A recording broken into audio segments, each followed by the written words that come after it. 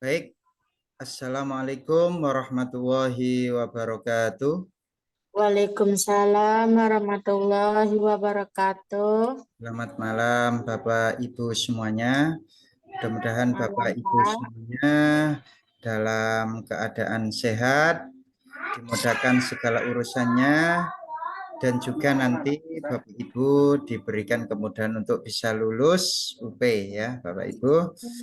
Baik, pada malam hari ini bahasan kita yaitu IPA ya Bapak Ibu ya. Karena sebenarnya tadi malam tapi berhubung di Ibu Dewi jadi saya malam hari ini ya.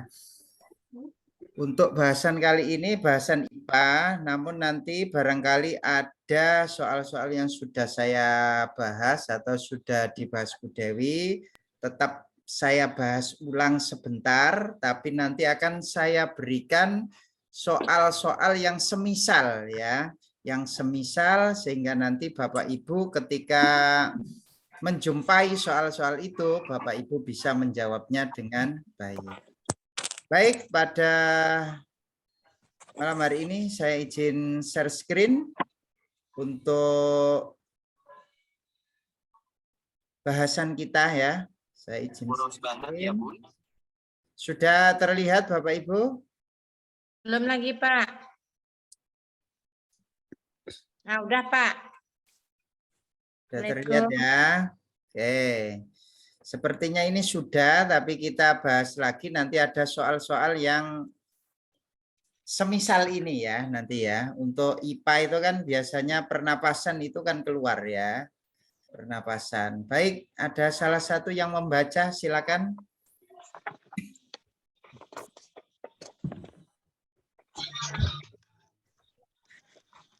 Silakan Bapak Ibu ya, karena ini Bu Susi tidak ada, jadi yang mau baca silakan ya.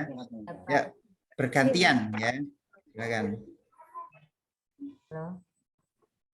Bu Devi dulu barangkali. Silakan Bu Devi. Halo, Assalamualaikum. Ya, silakan Bu. Dengar Pak suara saya, Pak? Ya, sudah dengar Bu. Oke. Nomor berapa, Mbak? Berdasarkan gambar tersebut, proses pernapasan yang terjadi adalah titik-titik. A. Otot diafragma, kontraksi, diafragma, pendatar, volume rongga dada membesar, tekanan udara rongga dada mengecil. B. Otot antar tulang rusuk kontraksi, diafragma mendatar, tulang rusuk naik, volume dada membesar, tekanan udara turun. C. Otot tulang dada relaksasi, diafragma melengkung ke atas, volume rongga dada mengecil, tekanan di rongga dada membesar. D. Otot diafragma kontraksi, diafragma mendatar, volume rongga dada mengecil, tekanan udara rongga dada mengecil. E. Otot antara tulang rusuk relaksasi, diafragma mendatar, volume rongga dada mengecil, tekanan udara rongga dada membesar.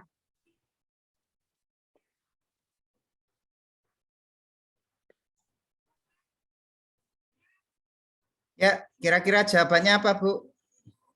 C, Sudah Pak. pernah ini. C ya? Iya, Pak. Kok bisa C, Ibu? Gimana? Karena itu kan Pak, itu kan bukan mendatar kan Pak, melengkung kan? Yang pertama apa Bu ini? Udaranya keluar ya? Iya Pak. Diafragma pertama melengkung ke atas, volume rongga dada mengecil Pak. Tekanan di rongga dada membesar. Oke. Kalau udaranya keluar berarti ini termasuk proses apa ini kira-kira? Ekspirasi. Ekspirasi Pak. Ekspirasi. Ekspirasi itu relaksasi apa kontraksi? Relaksasi. Relaksasi udara yang masuk Pak. Relaksasi. Nah, kalau relaksasi berarti kita pilih yang relaksasi ya. Relaksasi di sini ada antara C dan sama E Pak. Antara C sama E Pak. C sama E, betul sekali. Setelah itu kalau memang dia itu relaksasi, maka gandengannya itu diafragmanya mendatar apa melengkung? Melengkung. Melengkung, Pak. Melengkung. Itu sudah gandengannya ya. Sudah gandengannya. Kalau melengkung berarti volume rongga dadanya bagaimana? Mengecil. Mengecil, Pak. Mengecil. Tekanan di rongga dada gimana? Membesar. Membesar. Besar. Besar ya. Jadi sudah gandengannya itu. Maka di sini yang E ini bisa dipastikan salah. Mengapa salah Bapak Ibu? Salah, itu diafragmanya mendatar. Mendatar. Jadi salahnya itu di diafragmanya ya. Salahnya ya. Oke, sebentar. Saya beri tanda biar nanti kita dipelajari ulang. Jadi salahnya di sini ya. Nah ini. Jadi ini antara yang C dan E ini sama, cuman bedanya di mana Pak? Antara melengkung dengan mendatar. Jadi relaksasi itu ekspirasi ya. Diafragmanya gimana? Diafragmanya melengkung. Nah, keterangannya kemarin kan ini kan ya. Nah, ini kan ya. Nah, ekspirasi diafragmanya melengkung. Kalau inspirasi diafragmanya datar ya. Jadi ini harus kata kunci ini harus dipegang teguh. Udara keluar berarti diafragmanya melengkung. Udara masuk berarti diafragmanya mendatar. Oke.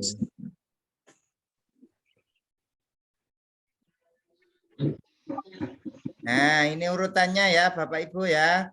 Apa bedanya antara pernapasan dada dengan pernapasan perut?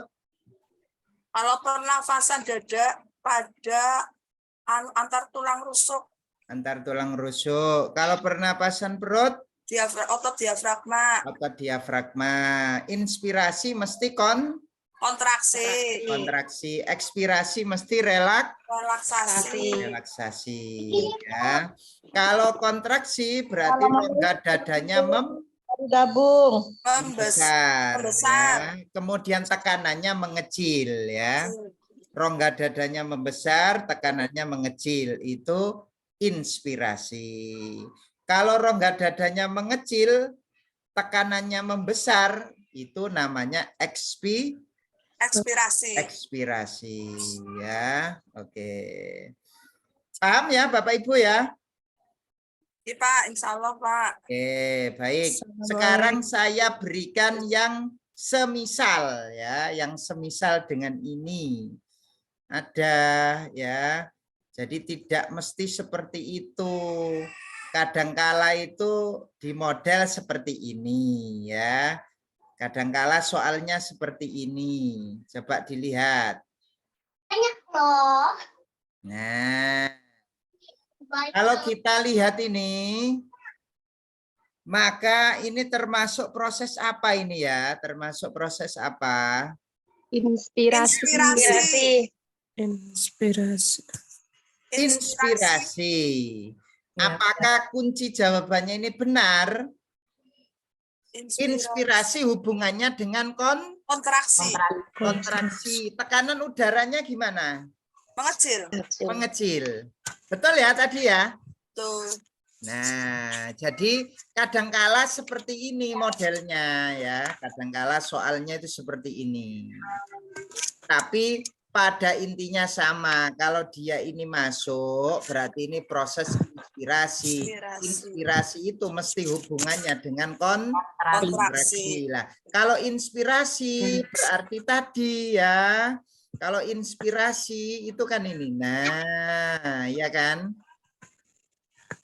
Tekanannya itu mengecil. Inspirasi itu ya. Jadi cocok ya, berarti benar yang ini ya. Jawabannya seperti itu. Terus ada lagi model yang seperti ini Bapak Ibu. Bisa terlihat? Bapak. Nah, Kira-kira ini benar apa salah ya? Ada kadang gambar seperti ini. Nah, ini jelas ini ya. Yang A ini inspirasi, yang B ini ekspirasi. Coba. Yang mana yang benar? Apakah kunci jawabannya ini benar? Bisa jadi kan salah. Coba kita deteksi. A itu ya inspirasi kontraksi. Kontraksi Tulang rusuknya itu Pak kok terangkat. Tulang rusuk lah ya. Tulang rusuk. Bukan Iya, bukan diafragma loh ya. Iya. Ini kan ada gambarnya ini. Ini kan ke atas ya. Ya, Tapi arah panahnya ke bawah itu, Pak. Tuh. itu ada panahnya satu. Arah panahnya ke bawah ini untuk diafragmanya, Bu. Oh, Diafragmanya mendatar. Kalau ini diafragmanya Melengkung. melengkung. Ekspirasi kan melengkung. Inspirasi Mendatar. Nah, ya jadi pertanyaan, ini kok tulang rusuk? Lah, memang ini kan tulang rusuk ini. Ini gambarnya kan ke atas ini ya. Iya, ada panah ke atas. Nah, iya, ada panah ke atas. Nah, makanya saya kenalkan ini biar tahu gitu loh ya. Jadi besok itu bisa jadi soalnya itu enggak seperti itu, modelnya macam-macam ya, seperti Iya. ini. betul Pak. Ini sudah terkecoh ini. Iya kan? Iya. Nah, jadi makanya malam hari ini saya kenalkan, oh ada model seperti ini, ada model seperti ini, ada model seperti ini, begitu ya. Nah, yang B itu salahnya di mana dia? Gambar A itu Salahnya di mana? relaksasi. Yang B ini, relaksasi. Wong yang A inspirasi, inspirasi itu hubungannya dengan kontraksi. kontraksi, maka dia salah, jelas salah. Walaupun tulang rusuknya terangkat, walaupun udaranya masuk, tapi salahnya di mana? Salahnya relaksasi. Ya. Yang C salahnya di mana? Tulang rusuk turun. tulang rusuk turun. Kemudian Itu udaranya kontraksi. keluar. B ini harusnya apa? B? Relaksasi. Harusnya relaksasi. Dari sini saja sudah salah ini ya.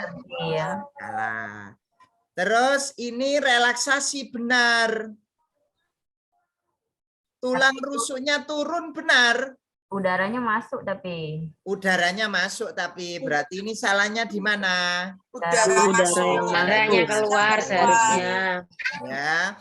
Terus yang E ini salahnya di mana? Kok bisa salah? Kontraksi. Nah, harusnya apa yang B itu? Relaksasi.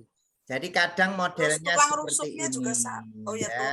Benar, udara Oke. masuk. Salah. Terus kadang-kala itu disuruh mengurutkan seperti ini. Ini saya berikan macam-macam soal ya, jadi biar tahu. Besok enggak kaget gitu ya. Nah, kadang-kala disuruh mengurutkan, meruntutkan. Caranya gimana, Pak? Kalau seperti ini harus ketahui dulu urutan yang pertama ya. Urutan yang pertama itu mesti kalau tidak otot diafragma ya otot antar tulang rusuk ya kan. Nah, otot diafragma mendatar atau kontraksi itu pasti urutan yang pertama. Urutan yang terakhir apa Bapak Ibu? Udara dari luar masuk. Iya, kalau kontraksi berarti udara dari luar Masuk. Berarti urutan yang pertama adalah 2, urutan yang terakhir adalah 3. Seperti itu ya. Jadi dari sini saja sudah tahu, oh berarti yang B yang benar. Enggak mungkin ujuk-ujuk terus yang A, rongga dada membesar, enggak mungkin ya, enggak mungkin dulu. Ya. Nah, seperti itu caranya Bapak Ibu ya. Jadi seperti itu caranya. Oke, lanjut berikutnya kadangkala seperti ini. Nomor 4, coba dipahami. Kadangkala seperti ini. Mekanisme pernapasan manusia terjadi karena pengaruh kontraksi dan relaksasi otot tulang rusuk dan otot diafragma. Ya. Pemasukan udara berarti apa Bapak Ibu? Inspirasi, Inspirasi. Terjadi apabila gimana? kontraksi. Boleh Diafragma kontraksi. Nah, keduanya Kontraksi. kontraksi kan? Karena di sini tidak disebutkan pernapasan dada atau pernapasan Diafragma. perut ya. Maka keduanya kontraksi karena ini hanya disebutkan pemasukan udara saja. Iya. Ya, pemasukan udara artinya ini proses Kontraksi. inspirasi ya. Proses inspirasi berarti hubungannya dengan kontraksi. Nah, tidak disebutkan jenisnya apakah pernapasan perut, apakah pernapasan dada, maka keduanya kontraksi. Otot antara tulang rusuk kontraksi, diafragma juga kontraksi. Ya, itu yang benar ya. Mengapa yang A kok salah? Itu otot antar tulang dan otot diafragma kontraksi. Nah, kurang rusuknya ya. Iya. Nah, terus ini kadang mengecoh juga kadang lah ya. Terus yang B itu salahnya di mana kira-kira? Otot perut. Itu jadi duanya otot perut dan otot antar tulang. Berarti diafragma dan itu otot antar Iya tulang kan? berkontraksi. Nah, terus yang D salahnya di mana dia? Otot diafragma. Relaksasi ya. Ya, Nah, iya relaksasi. Ini sudah tidak masuk hitungan ini karena relaksasi. Tidak mungkin pemasukan udara itu relaksasi, tidak mungkin ya. Yang ini otot dinding. Jadi hubungannya itu kalau tidak antar tulang rusuk ya diafragmanya ya kan, yang kontraksi ya. Iya. Nah, seperti itu Bapak Ibu. Jadi besok kalau menjumpai macam-macam soal seperti ini tidak boleh bingung ya. Oke, itu saja untuk pernapasan. Sekarang kita lanjut berikutnya. Biasanya disajikan seperti ini ya, Izin gambar bertanya, seperti Pak. ini ya. Kak Irmi, Ya, izin bertanya Pak. Coba naik ke atas sebentar dulu Pak. yang ke atas. Nah, Yang mana? gambar yang tadi Pak, gambar yang tadi. Gambar yang mana Pak? Iya, yang di atas ini, di atas ini. Pernafasan tadi. Ah, Bang. pernapasan. Oh, yang di atas ini.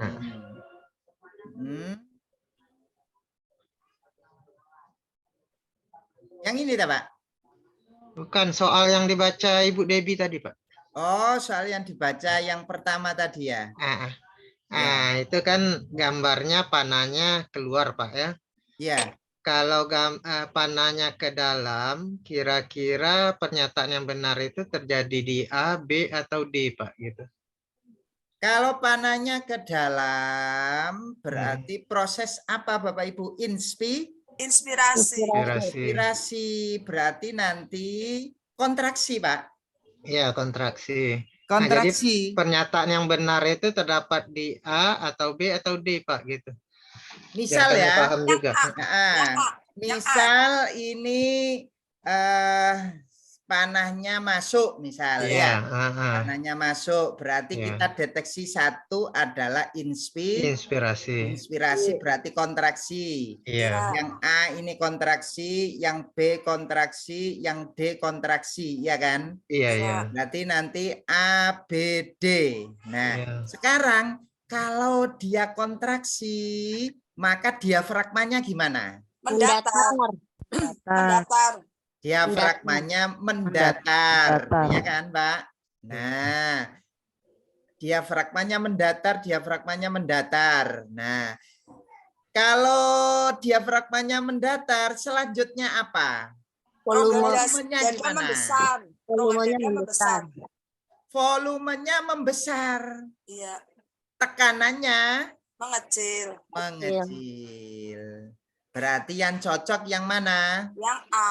Yang A, gitu Pak. Biar kita paham juga masuk gimana, keluar gimana kan. Jadi yang pertama kali kita deteksi itu satu panah yang atas ini Pak. Iya. Ini sangat menentukan ini. Panah yang atas itu kalau keluar seperti ini berarti dia ekspirasi.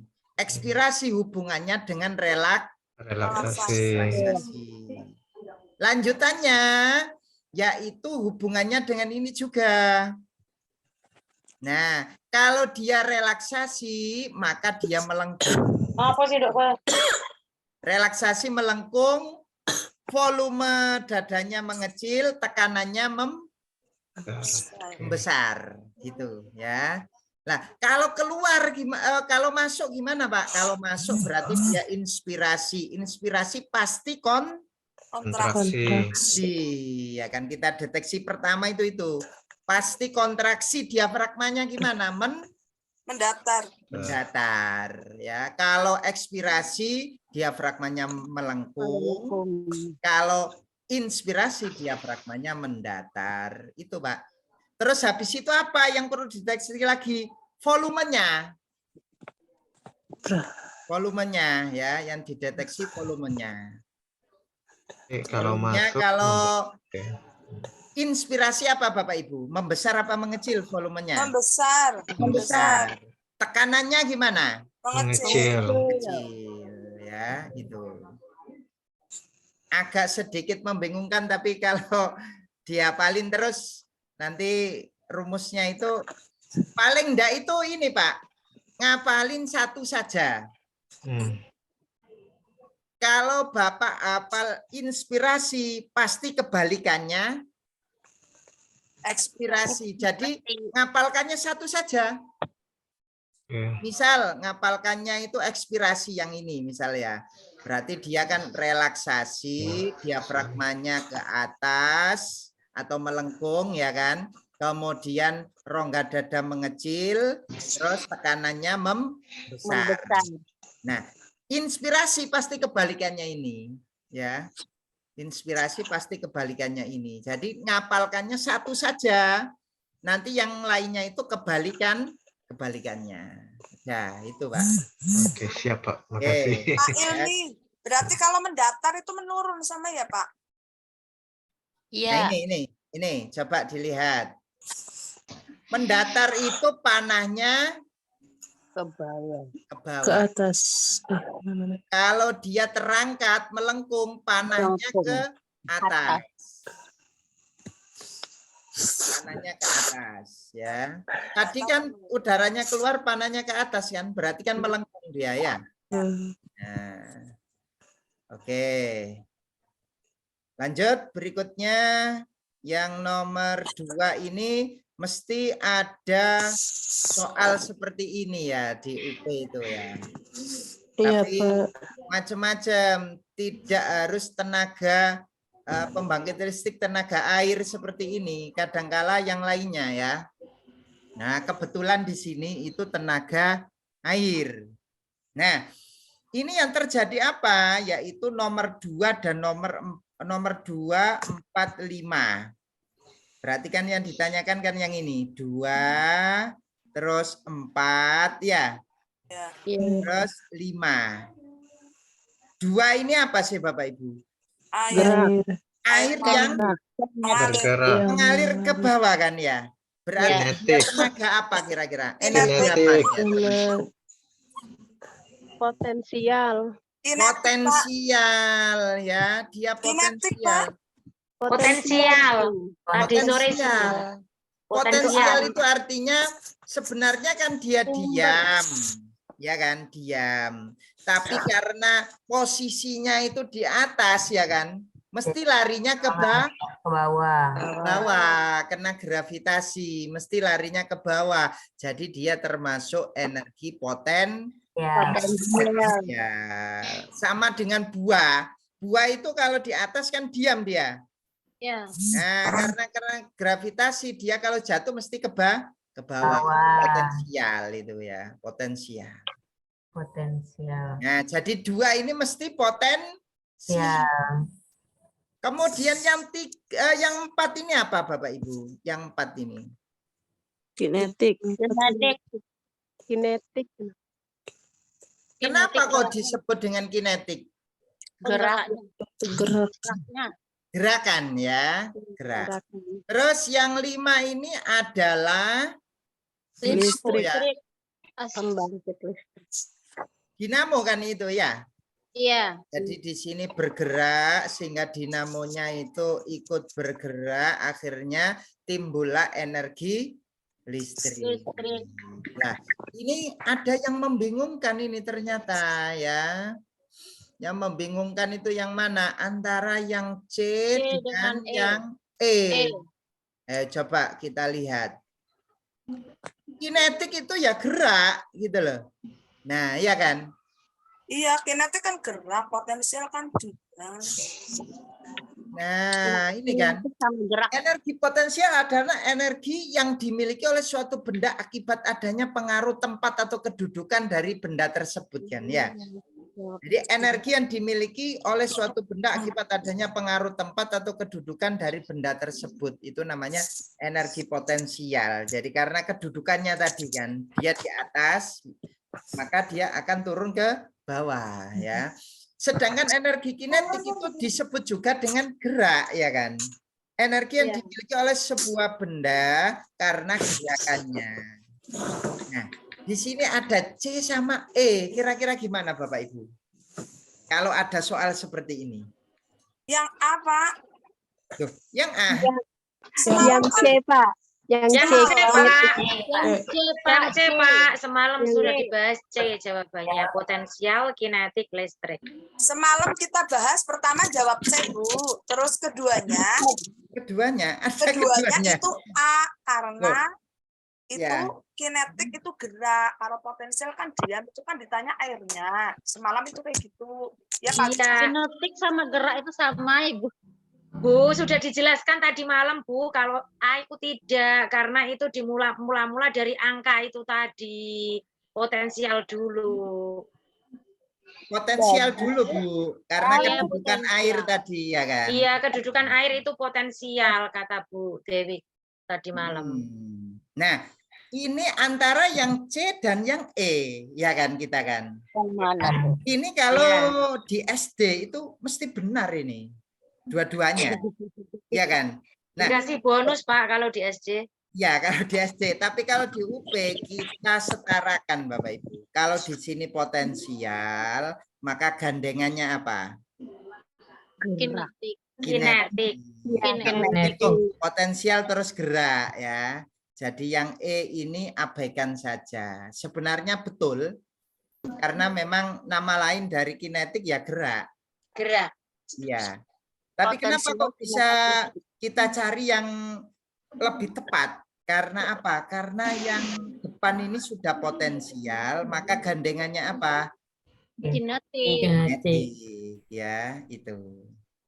Seperti itu. Jadi kita jawab yang mana Pak? Kalau ada seperti itu, kita jawab yang C ya. Nah, padahal kalau kita ngajarkan ke anak didik kita, peserta didik kita ya energi kinetik ya sama dengan energi Gerak. kan gitu. Tapi di sini suruh mele gitu ya kita, yang lebih tepat ya. Oke, lanjut berikutnya. Pak Ilmi coba di scroll atas Pak. Saya tak lihat gambarnya tadi. Scroll ke Pak. atas. Yang ini gambar ini energi. Ya. Ya Pak, udah Pak. Potensial, kinetik, sama listrik. Pak, yang model soal seperti ini ada lagi Pak, contohnya Pak. Model seperti ini ada Bu, tapi kebetulan malam hari ini saya Ada yang gambar perahu. ada Bu, ada. Boleh Pak dicoba lagi yang model soal seperti ini. Cuman kebetulan enggak saya siapkan yang untuk itu.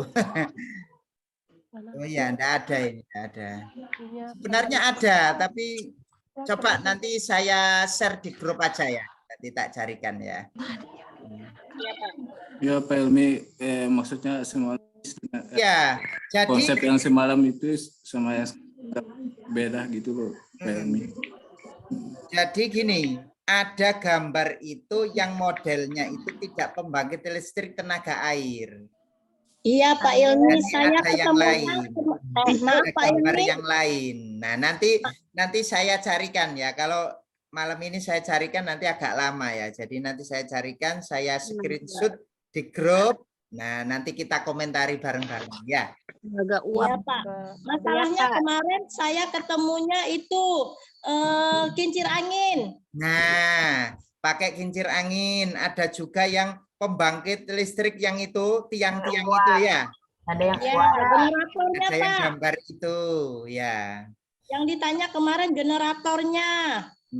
Ada yang generatornya yang ditanyakan dan lain sebagainya. Nanti kita screenshot aja di grup. Nah, baru tahu nanti kita ya. Intinya itu yang ditanyakan di situ adalah perubahan energinya. Jadi gambarnya itu berbeda-beda, tapi intinya itu perubahan energi. Kalau turbin seperti ini mesti gerak ya. Tapi kalau dia dinamo itu mesti nanti larinya ke listrik ya, larinya ke listrik ya. Itu aja ya yang diingat-ingat ya. Oke, lanjut berikutnya. Pak Ilmi mau nanya, Pak Ilmi. Contoh energi kinetik itu seperti apa, Pak Ilmi? Contoh energi kinetik ya seperti ini tadi, Pak. Ini kan ada gerigi. Ini. Iya. Nah, dia gerak kan ini kan. Oh, berarti energi kinetik itu bukan berasal dari alam ya? Energi kinetik ya dari benda yang bergerak itu, Pak. Ini loh, Pak. Nah, gerakan benda ini loh.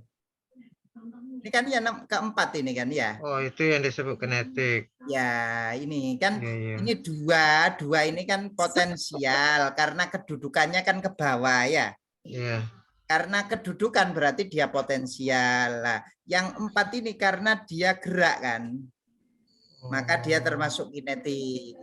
Yang ini karena dia bisa merubah menjadi listrik.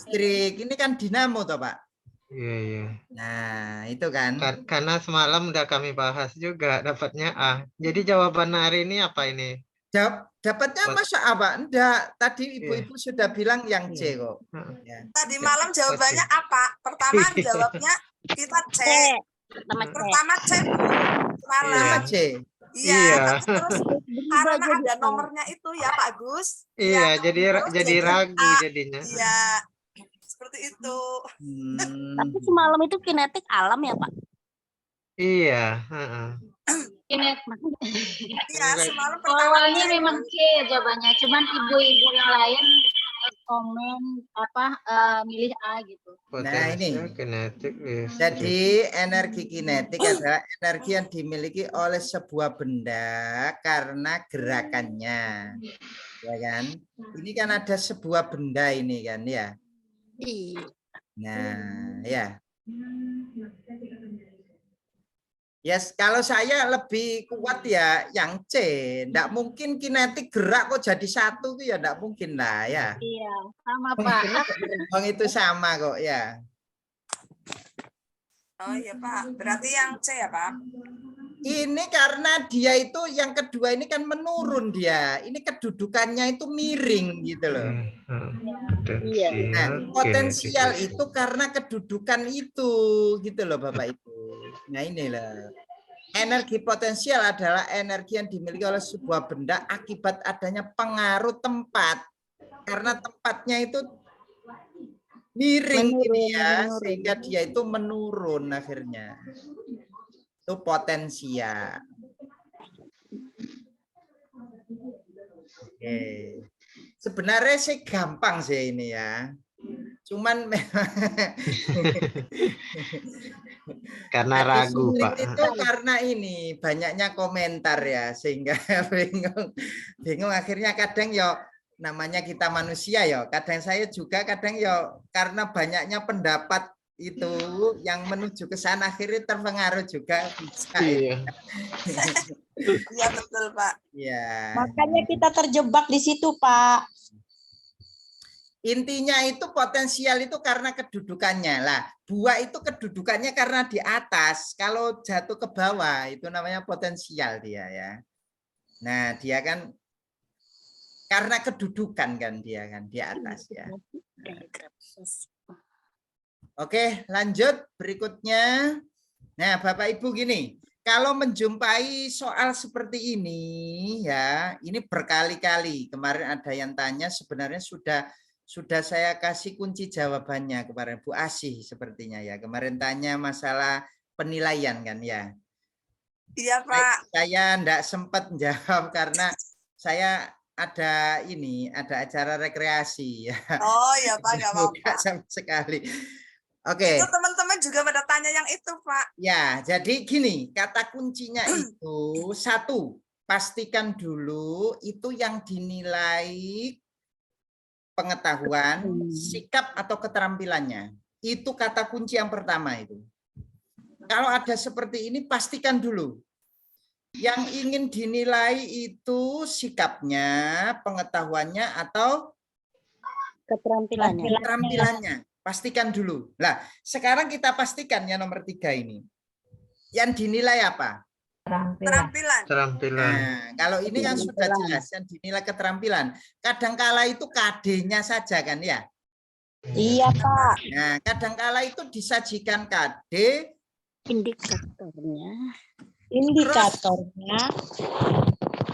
habis itu terus dia di situ tidak ada tulisan 3 titik atau 4 titik ya, sehingga kita disuruh menebaknya. Nah, pastikan itu Bapak Ibu yang pertama harus menentukan itu pengetahuan atau keterampilan. Kalau memang ada simbolnya, ada tandanya 3 titik, berarti pasti pengetahuan itu yang ditanyakan ya. Kalau 4 titik berarti pasti Keterampilan. itu yang pertama, kata kunci yang pertama. Terus kalau sudah ketemu, oh ternyata ini yang dinilai adalah sikap, maka Bapak Ibu harus lihat yang ini. Nah, sikap itu caranya dengan apa, Pak? Caranya dengan observasi, penilaian diri, penilaian antar teman, terus jurnal. Oh, jurnal termasuk. Ya. Jadi jurnal termasuk sikap itu, Pak? Iya. Jurnal. Padahal pikiran saya jurnal itu termasuk ke apa? Jurnal termasuk kemana, Pak? Ke Keterampilan. Bukan. Ternyata sikap. Iya. Oke. Jadi ini pastikan dulu, terus setelah tahu tekniknya, maka Bapak Ibu harus tahu bentuk instrumennya atau alatnya, alat yang dipakai. Kalau saya observasi, maka saya pakai apa? Pedoman observasi. Kalau penilaian diri, maka saya menggunakan lembar penilaian diri. Kalau penilaian antar teman, maka saya menggunakan lembar penilaian antar teman. Kalau jurnal, maka lembar jurnal. Ini untuk yang sikap. Nah, bagaimana kalau yang tidak sikap, Pak? Misal keterampilan ini keterampilan ini. Keterampilan itu dapat dinilai dengan apa saja, Pak? Keterampilan itu. Satu yaitu kerja atau kinerja atau praktek. Ya kan? Kemudian ada project, ada produk, ada portfolio. Nah, sekarang alatnya pakai apa kalau unjuk kerja atau kinerja atau praktek? Alatnya pakai apa? Daftar cek atau checklist. Ya, checklist ya. Kemudian project juga gitu, daftar cek. Produk juga daftar cek. Portofolio juga daftar cek. Ya. Bedanya di mana? Kalau unjuk kerja itu prosesnya yang dinilai. Bermain peran. Ya, praktek menggunakan mikroskop, sholat, olahraga berlari, membaca, menyanyi, itu prosesnya yang dinilai ya, prosesnya. Nah, kalau project itu apa? Bakti sosial, pentas seni, penghijauan. Dia ada tenggang waktu. Betul sekali, ada tenggang waktu. Kalau produk berarti produknya yang dinilai. Ya kan? Hasil. Kalau portofolio apa? Kumpulan karya. Karya. Karya Nah, sendiri. instrumennya, alatnya harus tahu. Alatnya ya. Terus sekarang kalau memang tidak yang atas Pak, tidak sikap, tidak keterampilan. Kalau pengetahuan dinilai dengan apa Pak ini nilainya?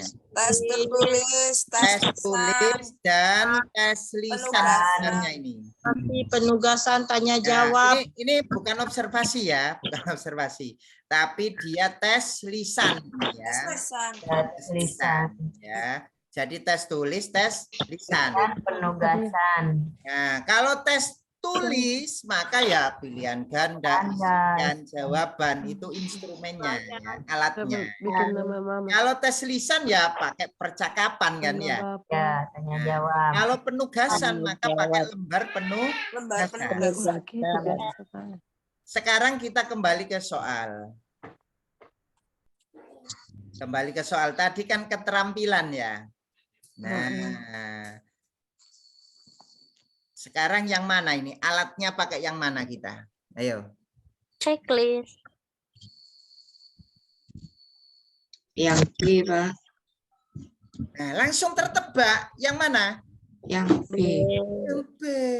Checklist. Begitu maksud saya itu. Jadi Bapak Ibu ndak usah bingung. Pertama tentukan dulu apakah dia sikap, pengetahuan atau keterampilan. Yang kedua tekniknya pakai apa, kan begitu ya. Baru kalau sudah tahu tekniknya, alatnya itu loh. Nah, yang malam hari ini ditanyakan adalah alatnya. Alat evaluasinya pakai apa? Ya lembar checklist. Kenapa kok lembar checklist, Pak? Karena dia keterampilan. Kalau soal cerita itu pengetahuan. Soal tes juga pengetahuan. Lembar soal juga pengetahuan. Lembar pengamatan sikap itu adalah sikap afektif. Nah, maka yang tidak termasuk pengetahuan dan sikap yang mana? Ya yang B. Lembar checklist. Lembar checklist. Nah, paham ya Bapak Ibu ya? Insya Allah. Nah, jadi pertama harus dikuasai itu ranah apa? Yang pertama, ranah sikap, afektif, ranah kognitif, pengetahuan, atau ranah psikomotor, keterampilan. Yang pertama, ranahnya harus dikuasai dulu. Setelah itu baru tekniknya. Kalau sudah tekniknya, kemana Pak selanjutnya? Yaitu ke alatnya atau instrumennya. Nah, gimana? Paham malam hari ini? Insya Allah. Nah, coba saya carikan yang itu penilaiannya. Coba macam-macamnya ya. Penilaian untuk rangkuman penilaian. Pak Ilmi, itu yang kemarin saya tanyakan itu juga dari RGS Pak, tapi belum ada jawabannya itu Pak. Belum ada jawabannya. Iya, saya ngeprint dulu, tapi belum ada jawabannya. Oh, ngeprint dulu tapi nggak ada jawabannya. Iya. Ini kan Bu ya? Iya Pak, betul. Ini ya, nggak Iya. ada jawabannya ya? Iya. Nah, coba kita jawab sekarang. Kalau ada jawabannya, kita jawab sekarang. Ya, coba nomor 1. Semangat Mbak Asih. Gimana Bu?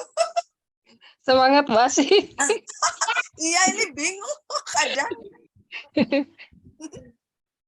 Saya bacakan ya Pak. Ya, silakan Bu. Bismillahirrahmanirrahim.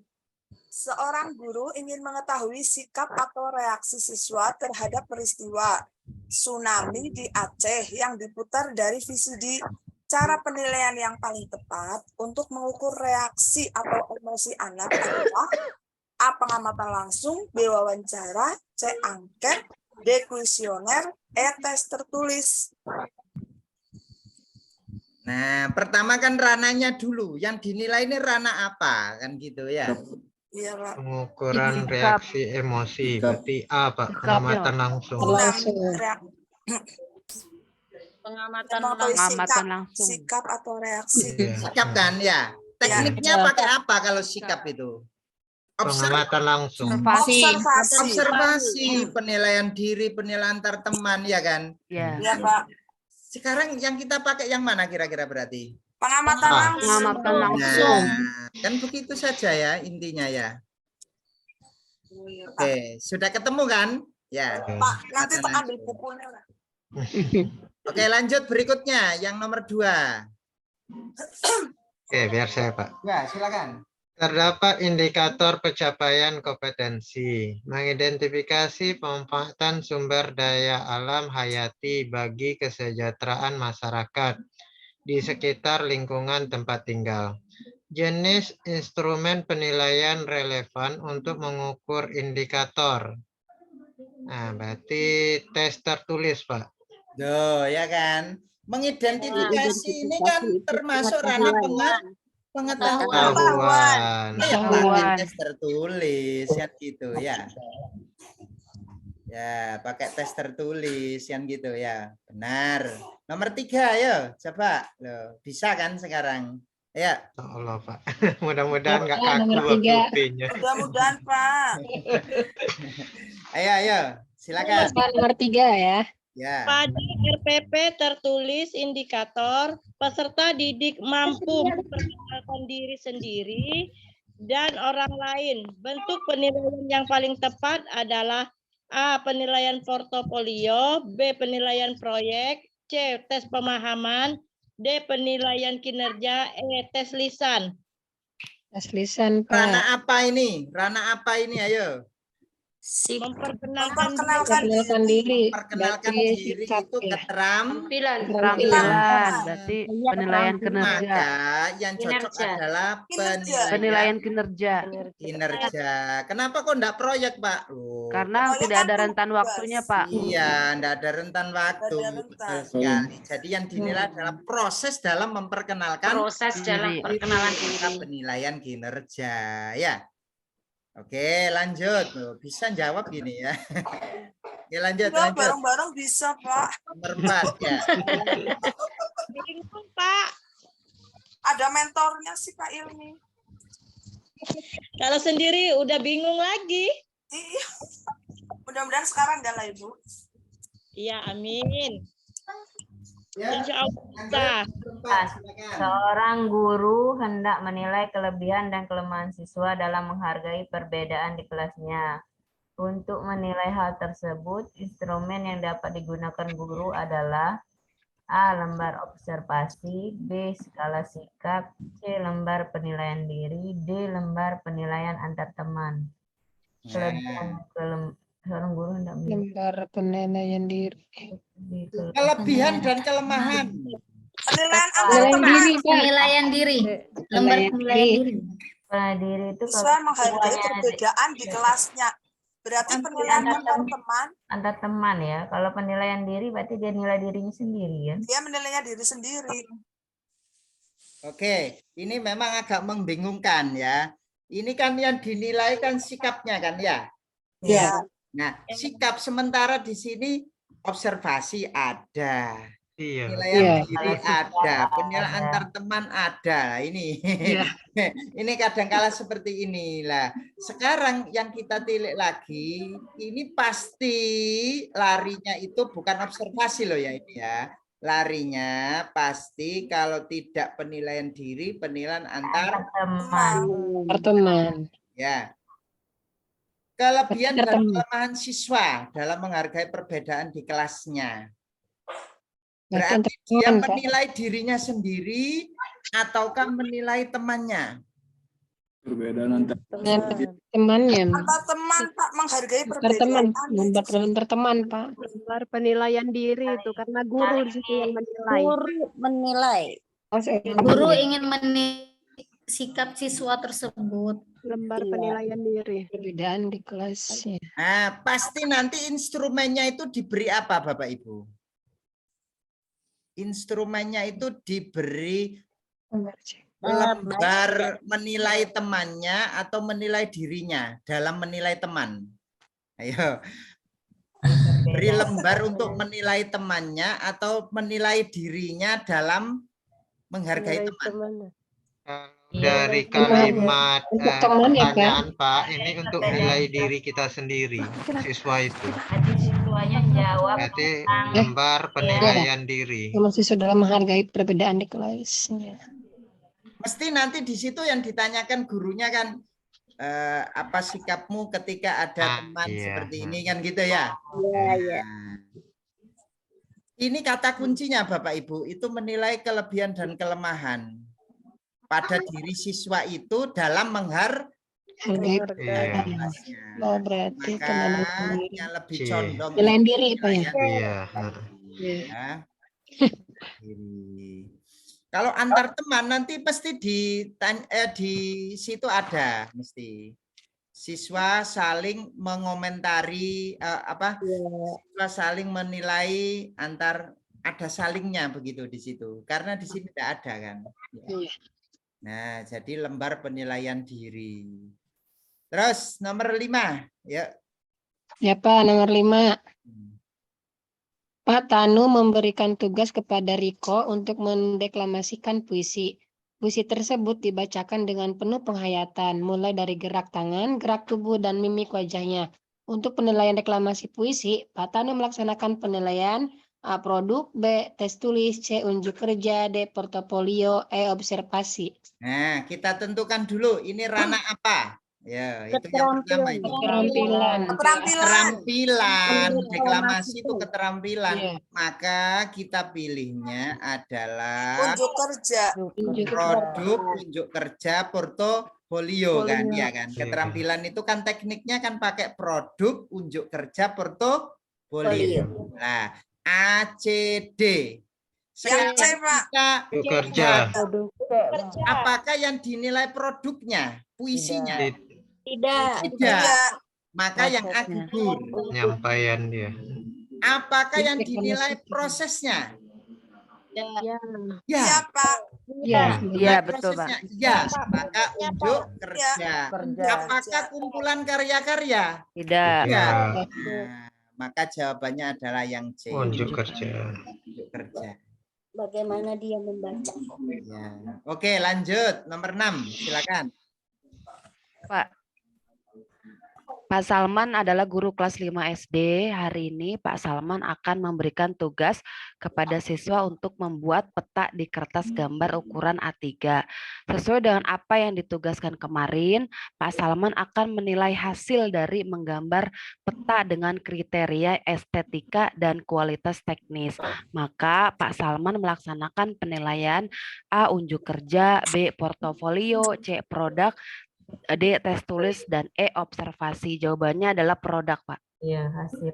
Kenapa kok produk? Karena di sini keterampilan dan hasilnya, hasil dari hasilnya peta tersebut. Jadi di situ ada kriterianya estetika dan kualitas teknis. Enggak apa enggak? Katanya itu. Kemudian kualitasnya gimana? Nah, maka dia termasuk produk. Ini ranah apa kira-kira Bapak Ibu? Keterampilan. Ranah keterampilan serta membuat ya. Membuat itu ranah keterampilan. Ya. Oke. Lanjut berikutnya yang nomor 7.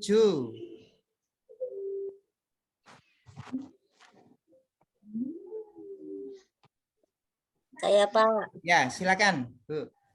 Warga Desa Sukamaju tiap minggu sekali selalu melaksanakan kerja bakti membersihkan lingkungan. Pak Taro adalah guru di SD Sukamaju dan akan menugaskan kepada murid-muridnya kelas 6 untuk melakukan pengamatan kegiatan warga tiap hari Minggu selama 1 bulan. Murid-murid meneliti apakah pada hari Minggu ada kegiatan kerja bakti, berapa orang yang ikut kerja bakti di minggu pertama, kedua, ketiga, keempat. Mencatat mengapa ada warga yang tidak ikut kerja bakti. Setelah 1 bulan, hasil pengamatan tersebut dikumpulkan ke Pak Taro. Penilaian apakah yang sesuai dengan studi kasus tersebut? A. Unjuk kerja, B. Portofolio, C. Produk, D. Proyek, E. Observasi. D. Proyek. Proyek, karena ada tenggang waktunya. Kenapa? Karena ada tenggang waktu. Nah, ini loh Bapak Ibu ya. Jadi contoh-contoh soal penilaian itu seperti ini ya, karena ada tenggang waktu. Lanjut, yang nomor 8. Saya Pak. Saya Pak. Oke, Kumpulan silakan. hasil karya seorang peserta didik sebagai hasil pelaksanaan tugas kinerja yang ditentukan oleh guru atau peserta didik bersama guru. Sebagai bagian dari usaha mencapai tujuan belajar atau mencapai kompetensi yang ditentukan dalam kurikulum adalah pengertian dari penilaian. A. Unjuk kerja, B. Portofolio, C. Produk, D. Proyek, E. Observasi. Portofolio, Pak. Portofolio, kata kuncinya di mana? Hasil Kumpulan hasil karya. Kumpulan Hasil karya. Kumpulan. kan. Oke, nomor 9 loh. Sudah mulai menancap ini ya. Oke, lanjut. Baca ya Pak. Pak Sugeng telah melaksanakan pembelajaran IPA dan Pak Sugeng akan melaksanakan tes formatif berupa tes tulis untuk murid-muridnya. Pak Sugeng ingin tes tersebut dijawab oleh siswa dengan hasil pemikiran sendiri dan dapat mengembangkan jawaban dari soal yang diberikan. Tes yang diberikan Pak Sugeng tes A. Pilihan ganda, B. Wawancara, C. Ujuk kerja, D. Uraian, E. Diskusi uraian. Uraian. Uraian. Ya, seperti itu ya. Jadi macam-macam soal UP seperti ini ya. Nomor 10, kriteria penilaian untuk menilai portofolio ditetapkan oleh guru dengan siswa. Guru dengan siswa. Guru dengan siswa. Ya, guru dengan siswa. Baik, sudah terjawab semua berarti ya. Oke, kita lanjut ke soal ya. Soal update ya. Oke. Berikutnya. Yang 10 sudah tadi, Pak? Ya Udah. Jawab Pak tadi. Yang Bapak jawab tadi, Bapak yang baca. Langsung ya dijawab sama Bapak. Oke, lanjut. Nah, kalau ada seperti ini mesti nih katrol ini mesti nih keluar ini. Ada, Pak. Ya, ayo. Silakan. 2 orang yang menimba air dengan cara berbeda. Amir menggunakan tali tanpa katrol. Ahmad menggunakan tali dan katrol. Ketahui ember yang digunakan Ahmad dan Amir sama besar, juga memiliki berat yang sama, 2 kilogram, serta kedalaman sumur yang digunakan sama, yaitu 12 meter. Pernyataan yang benar untuk A. Keuntungan mekanik Ahmad sama dengan Amir. B. Keuntungan mekanik Ahmad lebih besar dari Amir. C. Keuntungan mekanik Ahmad lebih kecil dari Amir. D. Gaya yang digunakan Amir lebih besar. E. Ahmad dan Amir memiliki gaya yang berbeda. Jawabannya A. Keuntungan mekanik Ahmad sama dengan Amir. Kenapa kok bisa sama? Satunya pakai katrol, satunya enggak loh ya. Ya.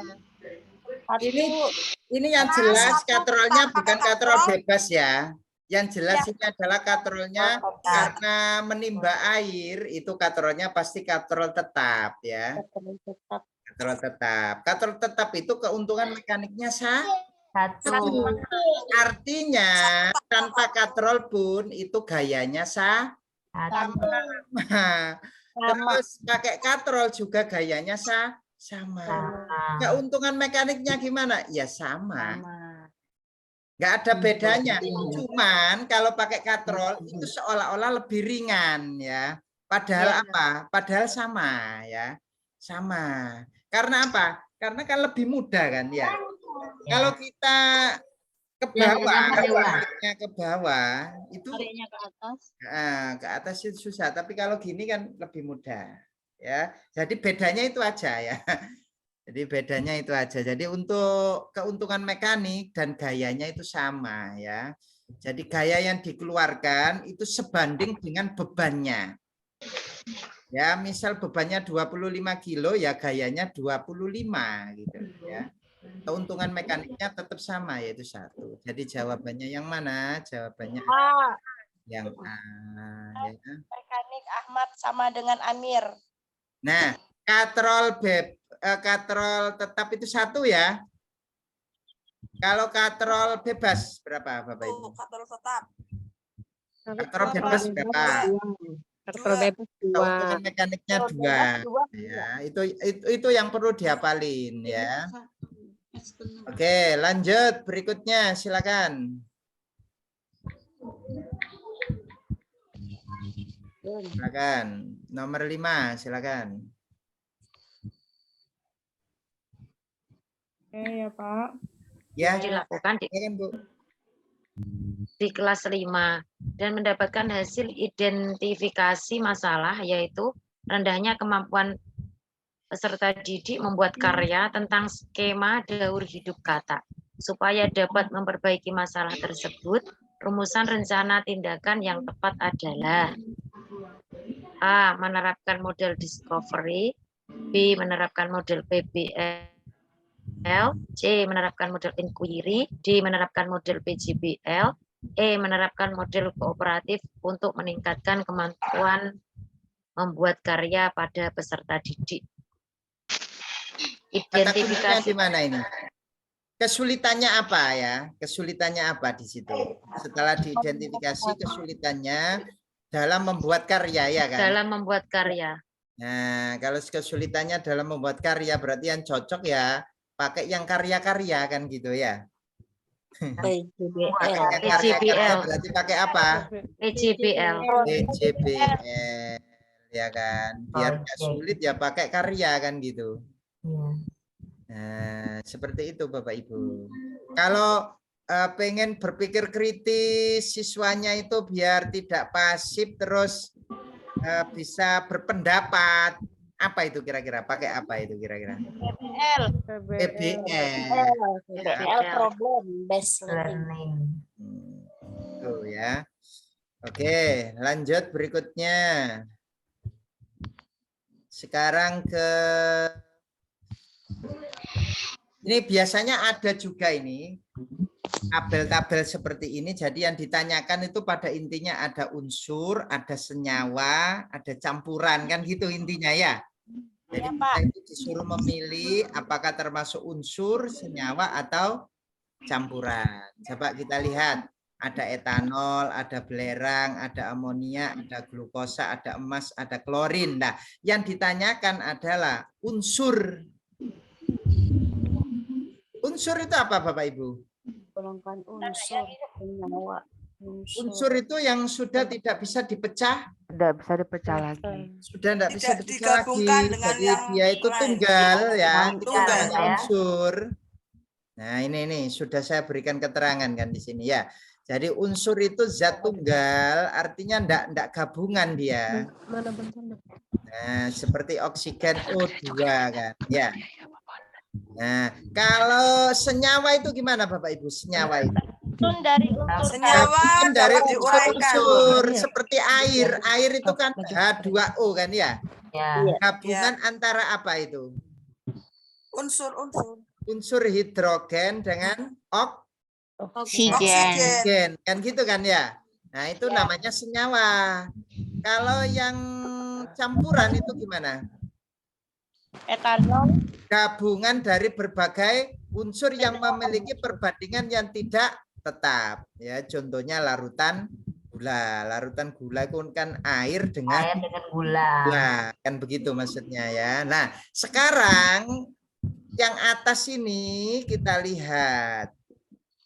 Yang manakah yang termasuk unsur Belerang. belerang itu termasuk unsur ya kan? Emas. Terus Emas unsur. emas unsur. Amonia unsur. Amonia juga unsur. Unsur. Klorin? Klorin unsur. Klorin unsur. Klorin unsur ya. Unsur. Nah, bisa dilihat di mananya itu biasanya? Biasa dilihat di ilmiahnya. Ilmiahnya apa betul. itu? Rumus ilmiahnya ya biasanya lah. Ini kita lihat itu ternyata etanol itu ya Gini, etanol itu C2H5OH. Etanol Jadi dia senyawa. termasuk senyawa ya. Karena campuran dari karbon, hidrogen, dan Oksigen. maka dia termasuk senyawa. Glukosa juga termasuk senyawa ya. C6H12 Glukosa senyawa. kan ya. Jadi dia campuran karbon, Iya. hidrogen, dan oksigen ya. Etanol juga senyawa. Iya. Etanol juga senyawa. Jadi yang bukan termasuk unsur yang mana kan gitu kan ya. Yang bukan unsur berarti etanol dan Pertanyaannya glukosa. Yang lainnya berarti dia termasuk unsur ya. Berarti 2, 3, 5, 6. Jawabannya yang mana Bapak Ibu? 2, 3, 5, 6. 2, 3, 5, 6. 2, 3, 5, 6 ya. Oke, jadi tahu bedanya kan sekarang ya. Unsur itu zat tunggal, kalau senyawa itu gabungan unsur ya. Kalau campuran itu gabungan berbagai unsur. Amonia. Oke, lanjut berikutnya. Ini sering keluar juga langkah-langkah dalam penelitian ilmiah, metode ilmiah. Apa saja itu? Langkah-langkah dalam metode ilmiah. Yang pertama harusnya merumuskan masalah, terus merumuskan masalah. Iya, terus jadi kata kuncinya merumuskan masalah. itu pertama itu pasti merumuskan masalah dulu. Masa langsung kesimpulan ya? Nah, mungkin kan? Ini yang pertama ini. Merumuskan masalah. Setelah perumusan masalah biasanya apa? Menyusun hipotesis. Menyusun dugaannya. Masalahnya ini kira-kira bisa dipecahkan dengan ini kan begitu ya? Kira-kira bisa dipecahkan dengan ini. Menyusun hipotesis. Menyusun hipotesis, habis menyusun hipotesis terus mengumpulkan data. Habis mengumpulkan data terus melakukan percobaan. Melakukan percobaan dulu atau mengumpulkan data dulu, ayo. Mengumpulkan data dulu. Terus menguji kesimpulan, meraih kesimpulan. Terus menguji kesimpulan. Berarti yang tapi mana di langkah-langkahnya Pak Ilmi yang bawah ini kok yang nomor 2 mengumpulkan data. Yang kedua kok mengumpulkan data itu mengumpulkan data awal sebelum hipotesis. Oh, tadi saya baca-baca sebelum Zoom kok yang kedua kok pengumpulan data, terus saya bingung. Mengumpulkan data itu di nomor 5 juga ada mengumpulkan data. Oh, seperti itu. Tapi hasil penilaian mengumpulkan data hasil penelitian. Jadi biasanya yang nomor 2 itu diloncati langsung ke hipotesis. Begitu Bapak Ibu ya. Jangan terkecoh. Nomor 2 itu mengumpulkan data itu artinya data awal. Jadi merumuskan terus itu data awal ya, data awal untuk dipakai sebagai hipotesis gitu loh. Nah, kalau yang kelima itu mengumpulkan data hasil penelitian. Ya, jadi yang cocok yang mana ini? Yang A. Yang A. 3 terus 3 tuh 2. Ya, betul ya. 3, 2, 4, 5, 6 melakukan percobaan, terus menarik kesimpulan,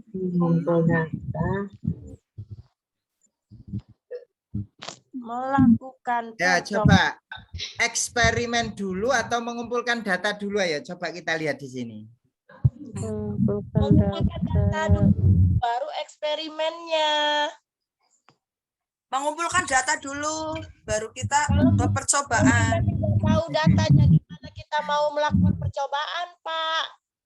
Iya, betul. Ini langkah-langkahnya loh ya, ini ya yang bawah ini loh ya. Jadi merumuskan, terus hipotesis, terus eksperimen, baru mengumpulkan data, terus mengolah data, membuat kesimpulan. Eksperimen berarti dicoba dulu, Pak. 6. Berarti Habis hipotesis itu terus dibuktikan dengan apa? coba dulu berarti. Yang nomor dikumpulkan data-datanya. Ya, coba. Yang A atau yang B? penyusun hipotesis. Yang apa? Yang A. Nengok di langkah-langkahnya yang C, Pak. Kalau nengok di langkah-langkahnya yang C ya. Iya. Percobaan dulu kan ini. Apa di situ ada Kayaknya kalau belum mengumpulkan data kita belum bisa melakukan eksperimen, Bu. Melakukan eksperimen baru dikumpulin data-datanya, Bu. Percobaan dulu berarti. Itu ya dicoba, terus yang hipotesis, dibutuhkan dugaan apa tadinya. itu dikumpulin. Artinya mengumpulkan data di sini itu sekaligus menganalisis loh ya. Karena apa? Karena ada yang diloncati di sini.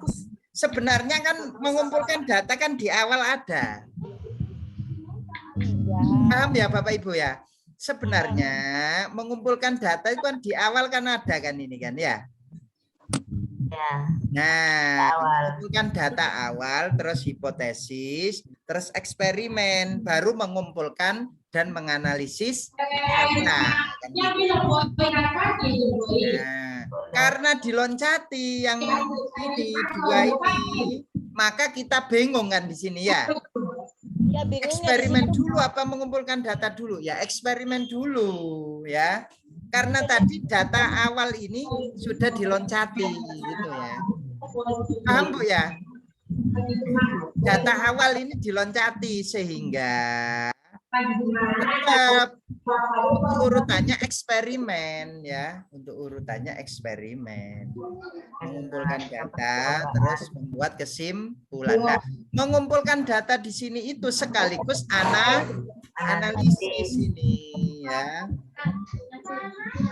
Bentar Pak, tak catat dulu Pak. Sekaligus analisis di situ. Karena analisisnya tidak dicantumkan sehingga masuk di pengumpulan data.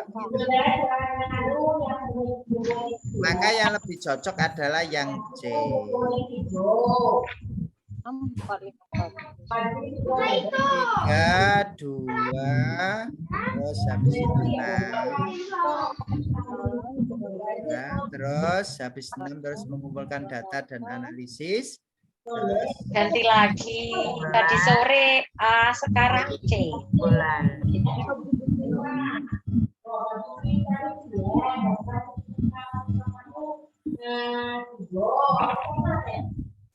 Jadi Pak Ilmi scroll ke bawah Pak. ya. Catat langkah-langkahnya. Ya, ini kalau tidak diloncati itu urutannya ini ya. Nah, ini kalau tidak diloncati ya. Debbie di unmute Bu.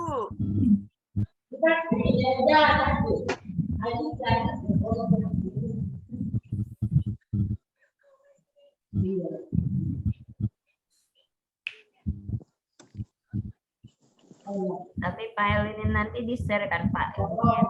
Ya, saya share Bu. Iya. Kemarin sudah saya share, tapi belum ada ditentukan jawabannya. Tapi sudah saya beri keterangan ya, biar dibaca-baca. Oke. Oke, selanjutnya ya. Belum Pak, Belum. bentar Pak. Belum, bentar lagi. Mengumpulkan data.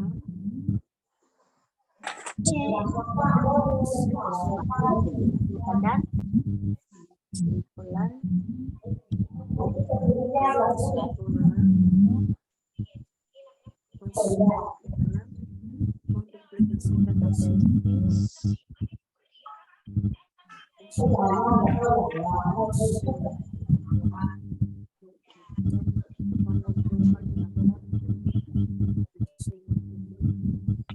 Sudah, Bu? Pak. Sudah, Pak. Sudah. Oke, lanjut. Berikutnya biasanya kita disajikan kalender ya. Ini mesti nih kalender ini soal wajib ini ya. Kalender mesti ditanyakan perbedaan antara Hijriah dengan Masehi, ya kan? Perbedaannya apa Bapak Ibu? Yang pertama, perbedaannya apa? Devi, di mute, Bu. Lebih Oke, Pak. Jumlah hari dalam setahun pada kalender Hijriah adalah 354 hari. Sedangkan pada tahun Masehi jumlahnya 365 hari. Iya. Maka nanti akan terjadi selisih ya. Jadi yang lebih banyak itu yang mana? Masehi atau Hijriah? Masehi. Yang lebih banyak adalah Masehi. Masehi. Dengan Hijriah berapa selisihnya? 11 hari. 11 ya. Jadi mesti nanti Hijriah itu maju terus, ya kan? Iya.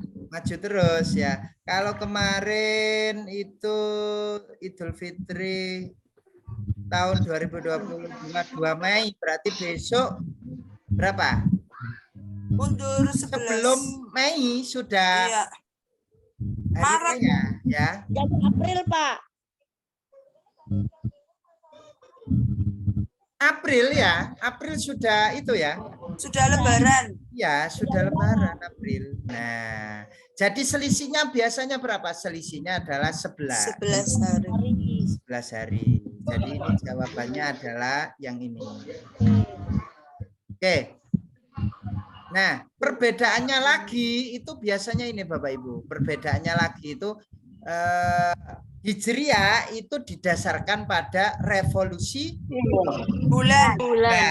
Sedangkan Masehi itu revolusi bumi. Revolusi bulan itu apa sih? Pergerakan bulan terhadap bumi. Matahari atau bumi, Pak? Ya. Untuk Masehi pergerakan matahari terhadap Bumi. Iya, bumi. Ya, nah itu bedanya di situ ya. Bedanya di situ. Hijriah. Kemudian jumlah harinya juga begitu. Masehi itu ada 31 hari, ya kan? Ada yang 31, ada yang 29 ya. Nah, sedangkan Hijriah itu biasanya berapa? 29 itu ya. Nah. Oke, ini untuk kalender. Sekarang kita ke konduktivitas. Konduktivitas itu apa, Pak? Konduktivitas itu Menghantar yang baik. kira-kira ada yang tahu di sini? Menghantar panas yang baik.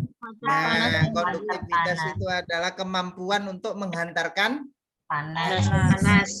Nah, berarti semakin tinggi angkanya itu berarti semakin baik dalam mengantarkan panas. Berarti yang paling baik yang mana ini? Tembaga. Tembaga itu paling baik. Terus yang kedua adalah kuningan. Setelah kuningan yang paling baik adalah besi. Di bawahnya besi apa? Baja. Di bawahnya baja. Timbal. Sekarang kita lihat timbal merupakan hasil isolator yang baik.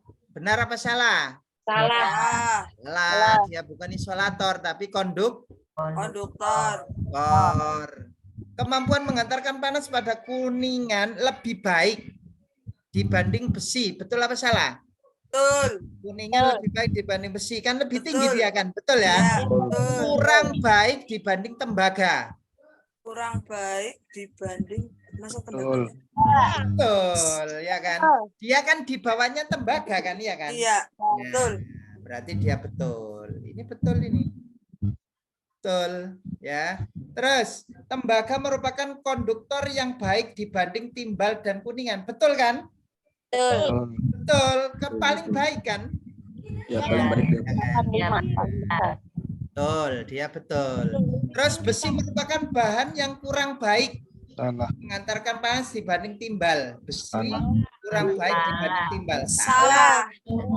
Harusnya lebih baik yang mana? 2 dan 3. Lebih baik besi kan, ya kan? Daripada timbal. Maka jawabannya adalah 2 dan 3. ya. Jadi biasanya disajikan ini konduktivitas seperti ini ya. Oke, lanjut berikutnya. Ada tabel seperti ini. Kurang besar ya? Nggak kelihatan ya Bapak Ibu? Kelihatan, Pak. Nah, oke. Ini wadah A, ada wadah B, terus dipanaskan gitu loh. Intinya itu seperti itu, dipanaskan. Wadah A itu masanya, beratnya itu 750 ml. Sedangkan wadah B cuma 100 ml. Kalau godok banyu ya, menana air, memanaskan air, itu yang lebih cepat yang sedikit ataukah yang banyak? Sedikit, Pak. Yang sedikit kan ya? Iya. Nah, yang sedikit itu lebih cepat matang, ya kan? Iya. Airnya lebih cepat mendidih. Sedangkan yang masanya itu berarti butuh kalor yang lebih kan? Nah, berarti yang A itu butuh kalor lebih apa enggak? Lebih. Lebih. Kenapa kok butuh kalor lebih? Karena lebih banyak airnya. Airnya lebih banyak. Sedangkan yang B butuh kalor cuma sedikit. Karena apa? Karena cuma 100 mili kan gitu ya. Ya. Nah, itu untuk yang kalornya. Berarti yang mana itu? Coba lihat. Wadah A memerlukan kalor sama. Sama apa enggak kalornya? Enggak sama. Salah. Sama. Ini salah ini. Jelas salah ini ya. Terus yang nomor 4 dulu, langsung kita loncati dulu. Wadah A memerlukan kalor lebih besar, betul? Betul. Karena apa? Kok banyak? Airnya lebih banyak. Maka dia benar ya. Ini benar ini, benar. Yang nomor 5 benar apa salah? Salah. Kembalikan. Sekarang tinggal nentuin yang ini. Suhu total. Suhu total itu gimana Pak caranya Pak? Ini kan ada diagramnya. Suhu total itu di sini kan terakhirnya kan 72 kan ya? Ya. Awalnya berapa? 27. 72 dikurangi 27 berapa? 67 derajat Celcius. 67 derajat. Itu wadah yang apa itu? A. 72 dikurangin 27 berapa Bapak Ibu? 45, Pak. 55 ya. Yang A itu 55 berarti benar ya ini ya. Yang 3 benar. Ya. Benar ini dia. Jadi caranya seperti itu. 72 dikurangin 27 ya kan. Jadinya berapa suhu totalnya? 55. Benar dia. Sekarang yang B. 55. 96 dikurangi berapa itu? 2 berapa itu? 29 ya? 96. Kurang seberapa jelas itu ya. Saya besarkan. 8 kurangi 2, 6. 67. 67 ya? Iya. Yang nomor 3 itu benar. Pak ini. Berarti benar dia. Nah, caranya seperti itu Bapak Ibu ya. Cari suhu total itu seperti itu. Yang tadi itu 45 Pak. 55 Bu. Ini kan 72 kurang 27 kan? Ya, berapa Bu? 2 kurang 7 kan enggak bisa. Jadi 12, 5. 6 kurang 2, 4 kan? 45 dah. 45, bukan 55. Oh iya. 72 dikurangi 27. 2 kurang 7 12, 5. 6 kurangi 2, 4. Iya, 45. Iya, betul. Jawaban saya tadi. 45? Iya, Pak. Nah, berarti ini salah berarti ini ya. Iya, itu salah. Oke, ini salah berarti. Oke. Ini salah. Berarti 2 dan 4. 2 dan 4. Ternyata di sini ada 24. Tidak ada. Itu ada 3-nya. Ya. Tidak ada. Ya paling enggak ini ya keliru notalnya mungkin ya. Iya, kayaknya ya keliru notalnya. Ya, keliru notalnya saja ya. Jadi jawabannya yang jelas 2, 3, 1, 2, 3, dan 4. Ya, 2, 3, dan 4. Ya, ini salah notalnya saja ini berarti ya. 4, 5, ya. Oke. Oke, dapat dipahami Bapak Ibu sampai sini? Insya Allah dapat Pak. Nah, seperti itu ya caranya tadi ya. Jadi dikurangi antara yang awal dengan yang akhir, dengan yang akhir dengan yang awal. Yang akhir dengan yang awal. Terus untuk masa yang lebih besar ya, masa yang lebih besar itu nanti butuh kalor juga lebih besar. Ya, butuh kalor lebih besar. Itu. Oke, lanjut berikutnya. Ini mesti nih. Ini soal wajib juga ini ya. Ini menguncup apa mengembang? Mengembang. Mengembang. Berarti sistol apa diastol? Diastol. Kalau mengembang berarti dia diastol. Diastol itu maksimum apa minimum? Minimum. Karena jantung tidak.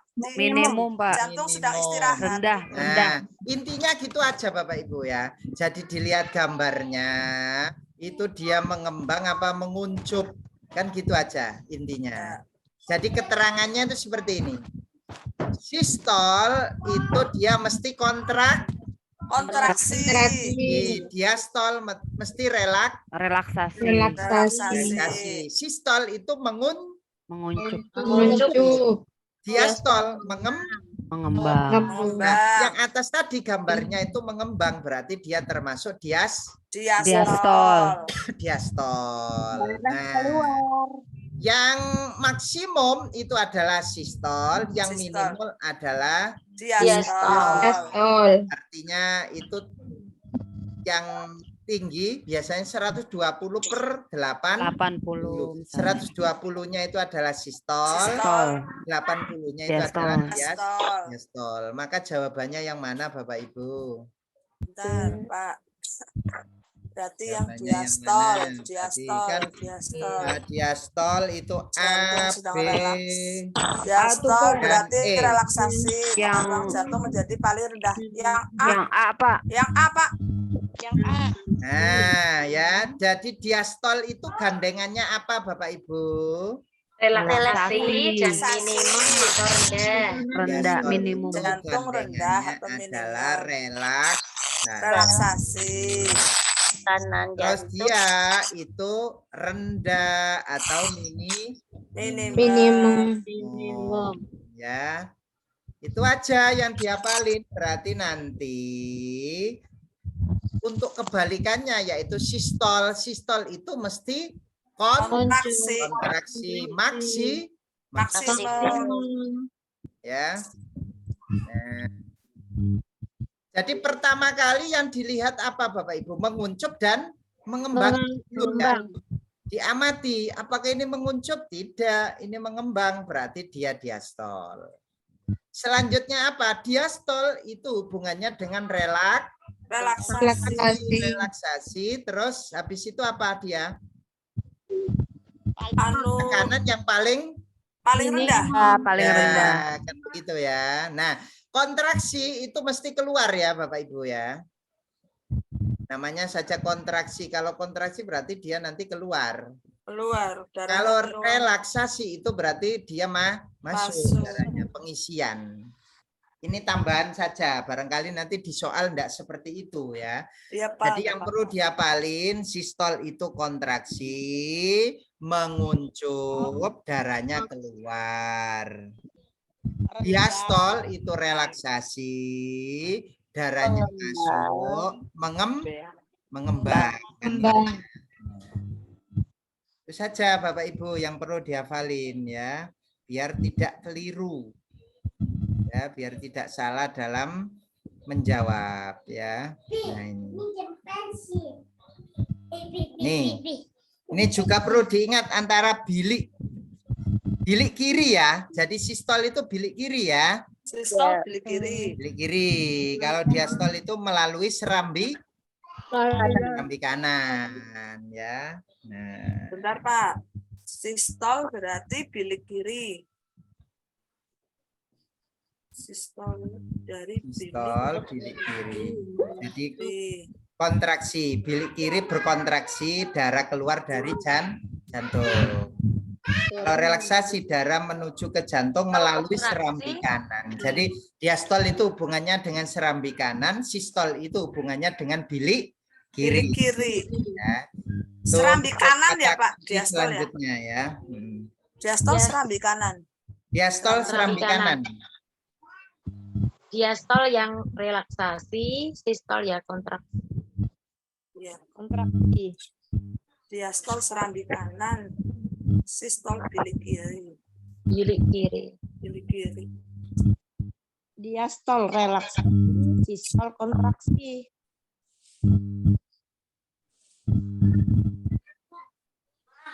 Bilik kiri. Jangan sampai keliru ya, relaksasi sama kontraksinya. Kalau keliru nanti ini hampir mirip dengan pernapasan ini ya. Ada kontraksi dan relaksasi ya. Nah, kalau pernapasan benar, Pak, tuh. yang kontraksi adalah inspirasi ya kan. Iya. Yang relaksasi itu ekspirasi. Kalau di jantung itu sistol itu yang kontraksi, diastol itu yang relaksasi. Relaksasi ya. Oke. Darah keluar dari jantung.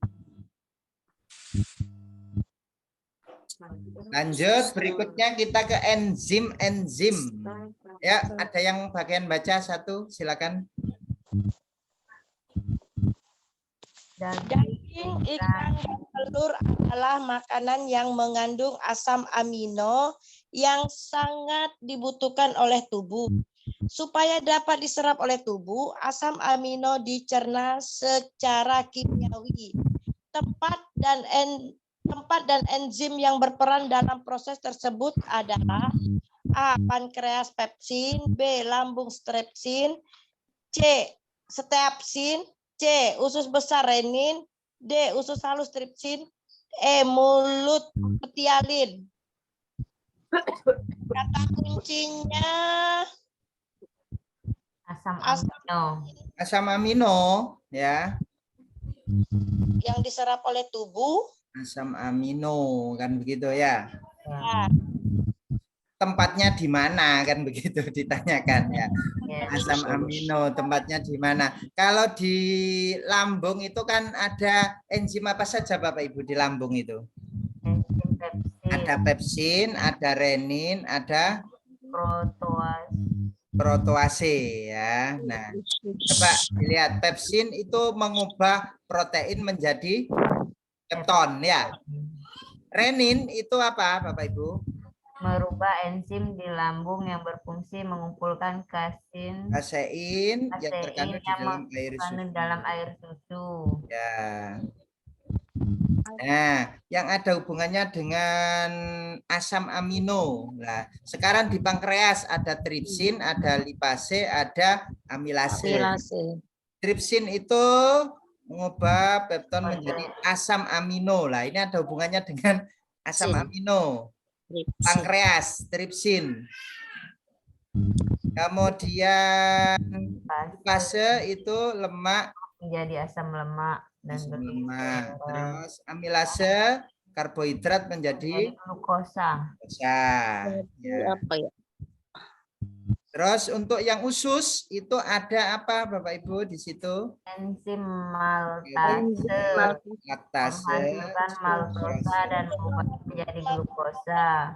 Enzim laktase berfungsi untuk mencegah gula laktosa menjadi galaktosa dan glukosa. Enzim sukrase berfungsi untuk memecah sukrosa menjadi gula sederhana. Nah, kira-kira yang mana ini? Yang ada hubungannya dengan asam amino itu berarti di pankreas ada, tapi tripsin ya. Di lambung ada, tapi apa? Protease ya. Yang mana ini kira-kira ini? Usus halus dan tripsin. Usus halus dan tripsin. Usus halus dan tripsin. Itu juga ada asam amino. Ada usus halus saya ada, Pak. Tripsin. Nggak ada di sini keterangan. Enggak ada. Tripsin itu di pankreas ya Bapak Ibu ya? Iya. Pankreas.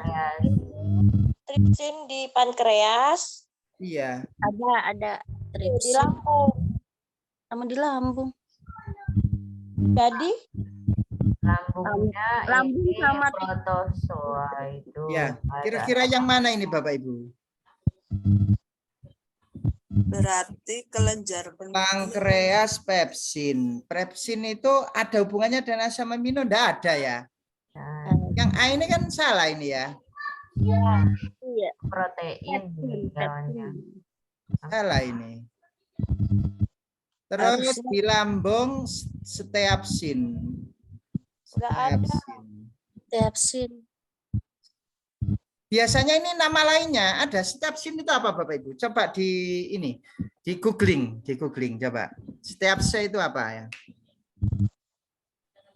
Streapsin. Bu, step. Ada R-nya. Ada R-nya ini ya, harusnya ya.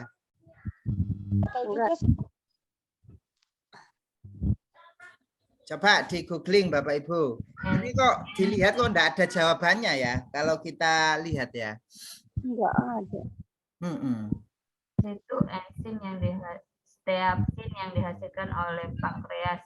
Fungsinya. Steapsin di pankreas ya Bu? Ya, di situ. Steapsin di pankreas. Berarti ini salah ini. Enggak di Lambung. Ya. Nah, salah juga ini. Usus besar, renin. Usus besar enggak, Pak? Enggak kan ya? Usus besar enggak. Nah, ini tripsin ini coba di googling lagi. Barangkali saya salah itu. Tripsin. Tripsin itu di usus halus itu Pak, betul tuh. Tripsin di usus halus ya? Usus halus itu Pak. Nah, berarti jawabannya yang D berarti ya? Tripsin itu di asam amino juga, Pak. Benar. Ya. Tripsin memecah protein menjadi peptida dan asam amino. Iya. Kalau Maksudnya tempatnya di pankreas ataukah di usus halus? Halus. Di usus halus ada? Enggak ada. Usus halus ini enggak ada ini. Ya. Enggak ada. Hanya di pankreas. Ya, pankreas ini tripsin ada enzim pencernaan yang dihasilkan oleh pankreas yang bertugas mencerna protein. Semalam dibahas kayaknya yang usus halus sama itu Enzim tripsin diproduksi oleh pankreas ya. Itu tripsin. Tripsin. Kalau apa? Tripsin. Iya, ini kok nggak ada jawabannya ini ya? Tapi apa tuh yang kimiawi tadi? Genetik. Lihat lagi soalnya, Pak. Ya. Coba kita lihat. Apakah di mulut? Ini kan dicerna secara kimiawi itu usus halus, Pak. Usus halus masuk. Usus halus ya? Iya. Iya. Ya, Pak. Tapi ada apa enggak tripsin di usus halus? Enggak ada. Nah itu masalahnya. Makanya ini kok ini soal UP tapi kok gini ya. Mungkin salah tulis mungkin ya. Iya, ya. Kenapa Bu? Itu pertanyaan asam amino yang dicerna secara kimiawi itu, Pak, maksudnya. Iya, itu kata kuncinya juga, Pak. Kata kuncinya kan asam amino yang dicerna secara kimiawi apa saja. Itu. Ini ada di sini enzim tripsin kemudian akan memecah protein menjadi beberapa asam amino yang berukun di usus kecil. Oh, betul berarti ya? Iya, usus halus termasuk asam amino jenis secara kimiawi apa enggak? Termasuk, Pak. Tripsin juga. Ya, berarti yang mendekati yang D ini ya, Bapak Ibu ya. Ya, oke. Baik. Nah, untuk yang lainnya ini enggak cocok memang ya. Yang A, B, C enggak cocok itu udah ya. Jadi yang ragu-ragu itu memang yang D itu ya. Iya. Mulut nggak mungkin. Oke. Terakhir ini terakhir kita ke tulang ya. Tulang hulu. Iya, Pak. Tulang, ayo silakan. Tulang rusuk palsu. Melakukan sesungguhnya tulang itu bagian depan melekat pada tulang dada. Sang siswa sedang melakukan pengamatan torso tulang badan pada manusia. Saat melakukan pengamatan, siswa tersebut menuliskan ciri-ciri tulang yaitu 1. Bagian ujung depan melekat pada tulang dada, sedangkan bagian belakang melekat pada ruas tulang belakang di bagian punggung. 2. Tulang tersebut berbentuk pipi. Berdasarkan ciri-ciri tersebut, tulang yang dimaksud adalah A. Tulang hulu, B. Tulang rusuk melayang, C. Tulang rusuk palsu, D. Tulang badan, E. Tulang rusuk sejati. Tulang rusuk sejati. Melekat pada tulang dada. Iya, tulang rusuk sejati kan melekat pada tulang dada dan melekat pada tulang punggung. Iya. Iya, itu sejati. Kalau tulang hulu kan tulang manibrium berada di atas Urutan ke-1 dan badan. 2 itu tulang hulu ya. Itu melekat di paling atas ya. Iya, kalau hulu kan paling atas. Iya, di tulang dada itu tulang hulu, ada tulang hulu, tulang badan, ada tulang tajuk pedang. Kalau di tulang dada itu tulang rusuk sejati, Pak, jawabannya. Tulang Bentuknya pipih. rusuk sejati. Iya.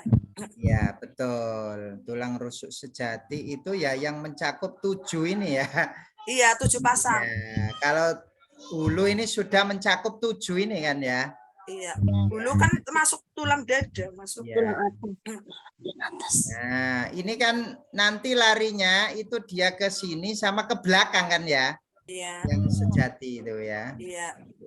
Bentuknya gimana? Cocok apa enggak? Bentuknya Cocok, pipi Pak. ya? Pipih, betul. Betul, pipih.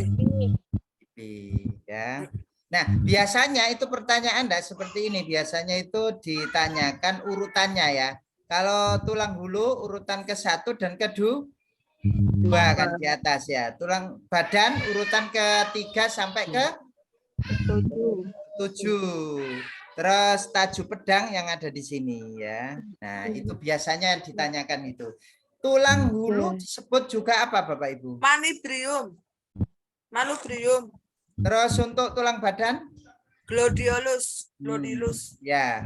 Terus tulang pedang-pedangan disebut juga dengan Siporopropes sama proses ya, atau tajuk pedang itu ya. tajuk pedang. Ya, oke. Itu aja biasanya yang keluar ya ini. Seputar ini aja Bapak Ibu. Jadi harus dihafalin posisinya. Tulang hulu di 1, 2, tulang badan itu di 3 sampai 7, tajuk pedang di sebelah sini ya. Yang lancip itu ya, Pak? Ya, yang lancip ini, yang lancip. Seperti pedang. Ya, tajuk pedang. Oke Bapak Ibu ya, malam hari ini kita cukupkan sampai sini. Mudah-mudahan bermanfaat, tidak bingung lagi ya. Insya Allah. Kami berdoa mudah-mudahan semuanya bisa lulus semuanya ya. Amin ya Allah. Karena saya lihat kesungguhan dari Bapak Ibu ikut Zoom malam-malam tidak pernah telat kan ini kan ya. Jadi hampir tiap hari kita itu. Hari Minggu juga enggak ada libur ya. Mudah-mudahan diijabah doanya oleh Tuhan Yang Maha Kuasa. Amin. Kelancaran dalam mengerjakan soal-soal UP. Amin. Demikian Bapak Ibu yang bisa saya sampaikan. Wassalamualaikum warahmatullahi wabarakatuh. Waalaikumsalam warahmatullahi wabarakatuh. Terima kasih Pak Ilmi. Mohon maaf ya Pak. Ya, sama-sama Bu.